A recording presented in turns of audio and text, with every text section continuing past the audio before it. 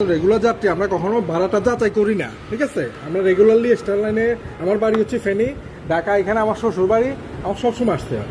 এখন আমি মানিকনগর কাউন্টার দিয়ে বললাম যে ঢাকার টিকিট দেন, ঠিক আছে। উনি এখন আমার থেকে রাখছে 450 করে টিকিট মানিকনগরের। এটা কি উচিত হয়েছে?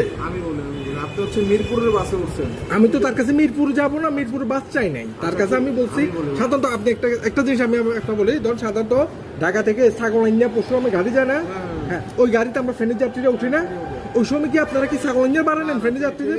এটা হচ্ছে আমি বলি আমাদের হচ্ছে সিস্টেমটা, তাহলে সে কিন্তু আমাকে কাউন্টার যে ছিল, ঠিক আছে, বলতে হবে আগে আমার কথা শুনুন। ঢাকা থেকে যখন যাবেন তখন ফেনীর ভাড়া কাউন্টার এইখান থেকে, আর ফেনী থেকে যখন আপনি মিরপুরের বাসে উঠবেন তখন আমি তো জানি না এটা ভাই মিরপুরের বাস নাকি এটা লন্ডনের বাস না জাপানের বাস। শেষ করতে দেন। আপনি যদি মিরপুরের বাসের টিকিট কাটেন সেই ক্ষেত্রে ভাড়া 450 টাকা করে উঠবে। এই যে এখানে ভাই মিরপুরের বাসে বাড়তি ভাড়া আমরা বিশ্বাসের উপর টাকা দিয়ে দিচ্ছি ভাই। বিশ্বাসের মিরপুরের যে বাসটা না, এই বাসে ভাড়াই 450 করে।